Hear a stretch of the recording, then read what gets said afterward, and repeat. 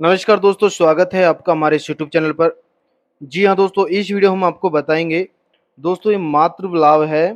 ठीक है, 13 यानी हमने अप्रैल मई जून 13 जून को हमने दोस्तों ये अप्लाई करी थी स्कीम, लेकिन अभी तक हमारी जो है अप्रूव नहीं हुई है। ठीक है, ऑब्जेक्शन पे ऑब्जेक्शन दोस्तों इसमें आ रहे हैं, लेकिन हम ऑब्जेक्शन का डट कर सामना कर रहे हैं। ठीक है, 13 13 जून को दोस्तों हमने अप्लाई करी है, और देखो आज अगस्त चल गया है।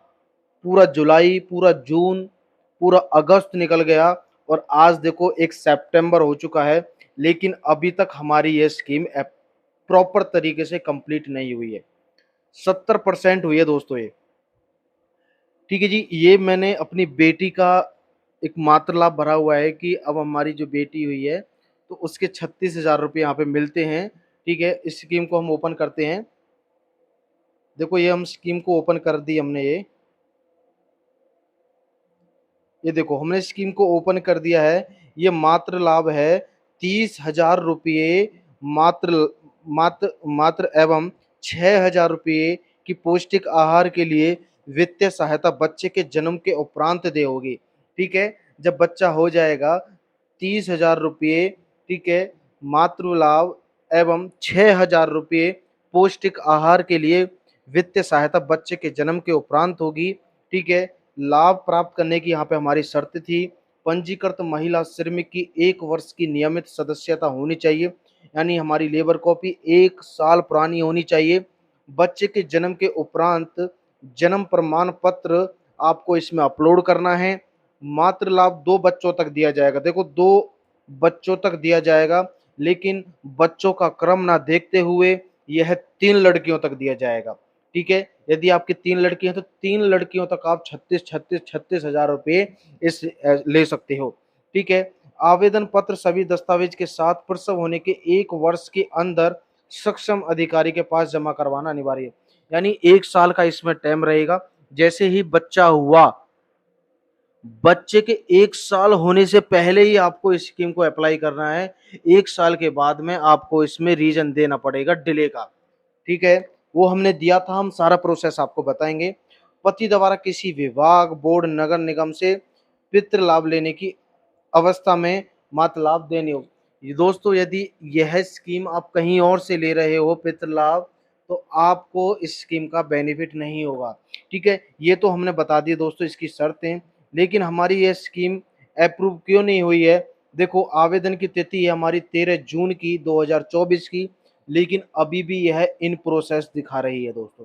अभी भी हमारी ये कंप्लीटली तरीके से हमारी ये पूरी वेरीफाई नहीं हुई है। ठीक है दोस्तों, आप यहाँ पे देखेंगे कि आपके द्वारा पहली सबसे क्वेरी आई है हमारी।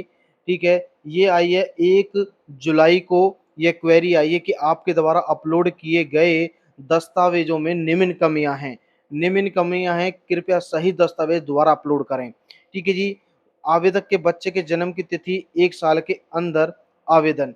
ठीक है, यहाँ पे इन्होंने बोला है कि आपका जो बच्चा है वो 1 साल से ज्यादा का हो गया है, आपको 1 साल से भीतर आपको ये आवेदन करना था। उसके लिए हमने इसमें रीजन दे दिया कि हमने हमारा जो है बच्ची के ऑपरेशन के समय, ठीक है, पेशेंट की तबीयत बहुत सीरियस स्थिति हो गई थी, जिसकी वजह से हम जो है अब ये अप्लाई नहीं कर सके। तो हमने ऐसा रीजन दिया था दोस्तों। ठीक है, वो रीजन भी यहाँ पे एक्सेप्टेड हो गया। देखो, उसके बाद में हमारे पास, हमने 1 जुलाई को हमारे पास ये आया, हमने इसका विवरण दिया। तो 2 जुलाई को हमारे पास यहाँ पे टिप्पणी आई कि नीचे दिए गए सभी जानकारी सही पाई गई है। बच्चे के जन्म प्रमाण पत्र, बच्चे के जन्म के समय श्रमिक बोर्ड का नियमित सदस्य, यानी हमारे जो है पंजीकरण जो हुआ पड़ा है वो ओके की रिपोर्ट में है। बच्चे का जन्म प्रमाण पत्र, बच्चे के जन्म प्रमाण पत्र की जांच संबंधित सभी जानकारी ठीक पाई गई है। श्रमिक ने आवेदन पहले 2 बच्चों, लड़का लड़की के लिए किया है। क्रमानुसार ये तीसरा बच्चा लड़की है। आवेदक ने बच्चे के जन्म की तिथि 1 साल के अंदर, वो भी, ये हमारी सारी जो 4 चीजें हैं ये हमारी ओके की रिपोर्ट पाई गई है। ठीक है दोस्तों, उसके बाद में फिर इन्होंने क्वेरी दे दी 7 अगस्त को। 7 अगस्त को इन्होंने क्वेरी दी है कि आपके द्वारा अपलोड किए गए दस्तावेजों में निम्न कमियां हैं, कृपया सही दस्तावेज दोबारा अपलोड करें। यहाँ इतना कन्फ्यूज कर रहे थे दोस्तों, जबकि इन्होंने सारे डॉक्यूमेंट्स हमारे यहाँ पे अप्रूव हो गए हैं, फिर इन्होंने क्वेरी देने का क्या रीजन था। लेकिन फिर भी इन्होंने ऑब्जेक्शन उठा दिया। लेकिन ऑब्जेक्शन क्या इसमें ऑब्जेक्शन है वो इसमें नहीं दर्शाया गया कि बच्चे के जन्म प्रमाण पत्र में कोई दिक्कत है या किसी अन्य डॉक्यूमेंट्स में कोई दिक्कत है।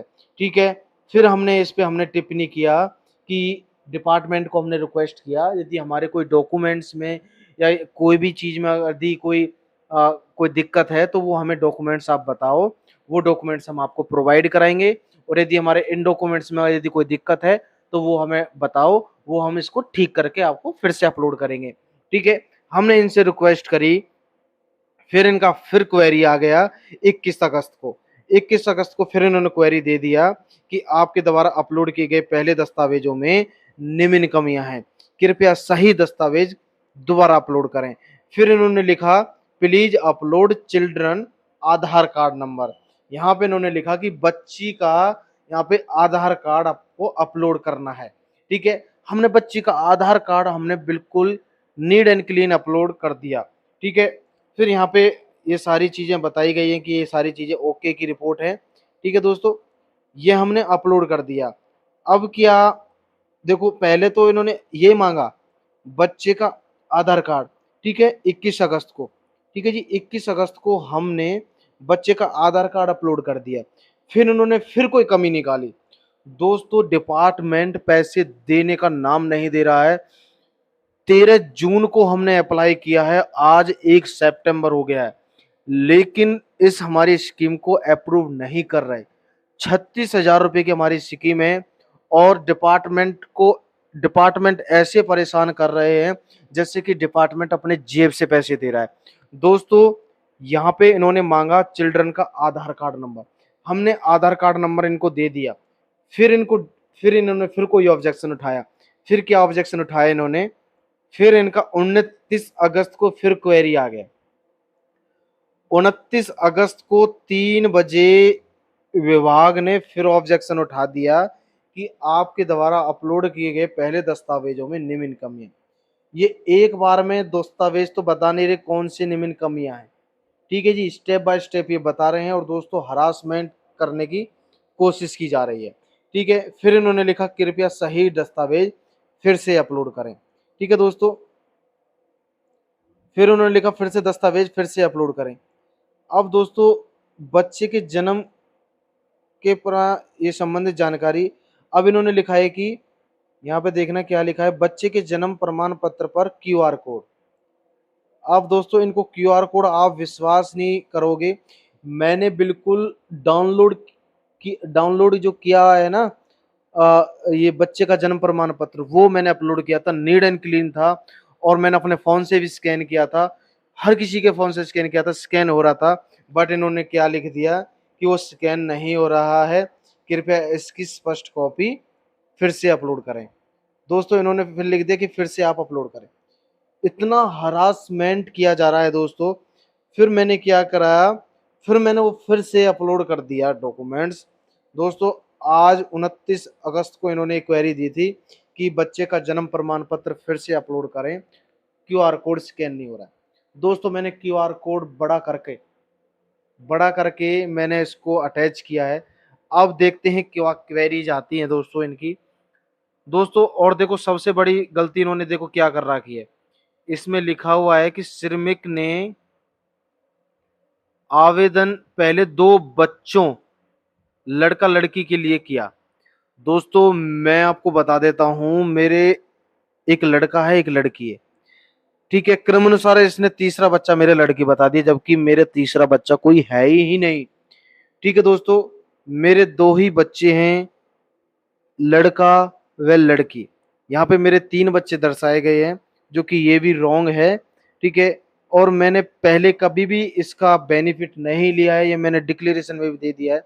लेकिन यहाँ पे बताया गया है कि आपने पहले 2 लड़कों लड़का लड़की के लिए आवेदन किया हुआ है और क्रम अनुसार ये तीसरा बच्चा।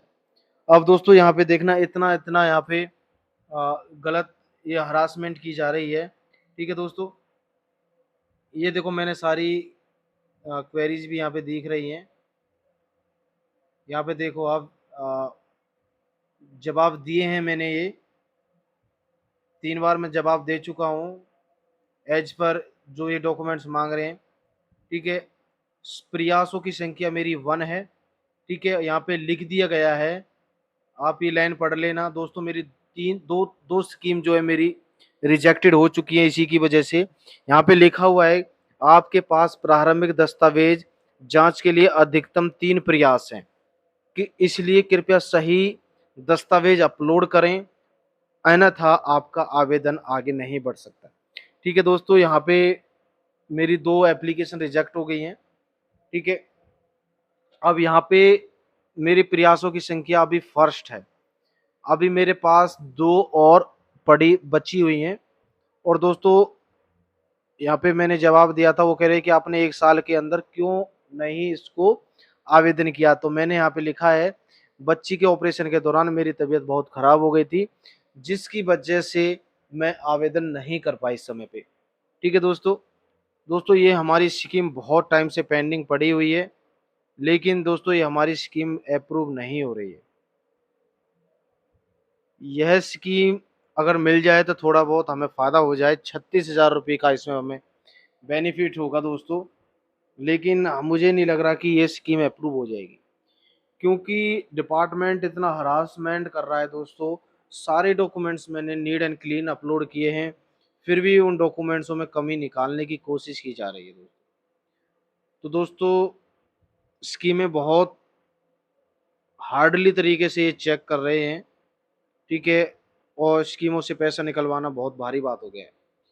ठीक है दोस्तों, जब से ज़्यादा लेबर कॉपी बनी है ना, जब से प्रॉब्लम आ गई है। और दोस्तों यह वीडियो यदि आपके लिए यूजफुल रही हो तो चैनल को दोस्तों जरूर subscribe and like and comment जरूर करें दोस्तों।